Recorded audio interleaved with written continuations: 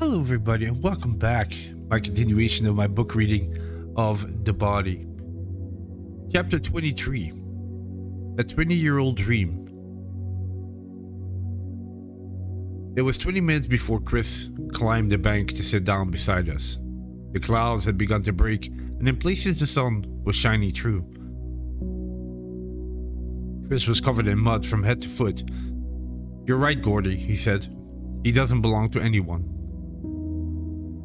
I nodded. 5 minutes passed. No one said anything. Then I had a thought. What if they did call the police?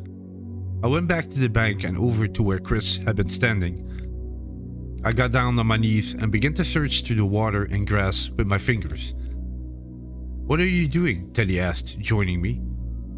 "To your left, I think," Chris said and pointed. I looked and after a minute or two I found both cartridges. They flashed into the sunlight. I gave them to Chris. He nodded and pushed them into his pocket.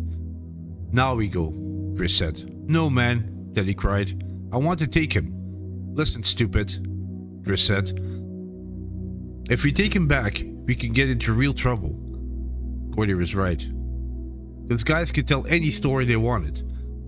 What if they said we killed him? How would you like that? Teddy was silent. "We're going to walk fast back to the bridge," Chris said. "Then we'll leave the tracks and come into Castle Rock from the other direction. If people ask where we were, we'll say we were camping up on Brickyard Hill and got lost." "Milo Pressman knows better," I said. "We'll say Milo frightened us, and that's when we decided to go up to Brickyard." I nodded. We were all on our feet now, ready to go. The birds were singing madly, pleased with the rain and now the sun and all the worms appearing above ground. We all turned around as if pulled by strings and looked back at Ray Brower. He was lying there, all alone again.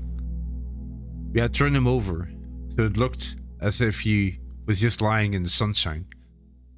Then you saw the blood on the chin and under the nose, and a slightly swollen body. You saw that the flies had come out with the sun and were beginning to settle on the body. You remember the smell? He was a boy our age, and he was dead. "Okay," said Chris, "let's go." We started back the way we had come. We didn't talk. I don't know about the others, but I was too busy thinking to talk. There were things that worried me about the body of Ray Brower. They worried me then, and they worry me now. I didn't seem to be badly hurt, but the train must have hit him. Why else would his shoes be off his feet? Perhaps the train had hit him hard enough to knock him down. The bank, but not hard enough to kill him. That was just possible. If he had been trying to get off the train's way. Then he had lain awake, down in the mud, too frightened to move, in pain and not knowing where he was. I caught a wounded bird once, and it died of fear in my hands. Perhaps Ray Brower had died because he was simply too frightened to go on living. But there was another thing which worried me most of all. All the news reports said that he had been carrying a bucket when he went off to pick fruit. Back in Castle Rock, I went to the library and checked in the newspapers. But we never saw the bucket. What was it?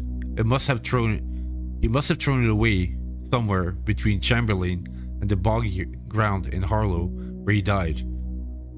He must have thrown it away when he was just too lost and frightened to go on carrying such a useless object. I've thought of going back to look for the bucket. I've thought of driving to the end of the back Harlow Road and chasing a 20-year-old dream. I get my backpack out of the car, take off my shirt and tie it around my waist.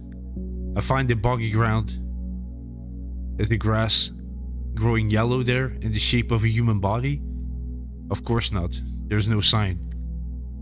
Then I climbed the bank up to the now rusty tracks and rotten woods, starting walking towards Chamberlain. I feel sure that somewhere to one side of the tracks I would find a bucket. It would show that there had once been a 13-year-old Gordon LeChance. It's a stupid idea, of course, but the line between childhood and adulthood is narrower than most people like to think.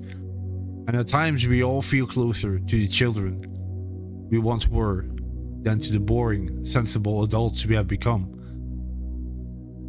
And I remember those days at the end of that summer so well, and I think that boy was me. And then the fearful thought comes, which boy do you mean?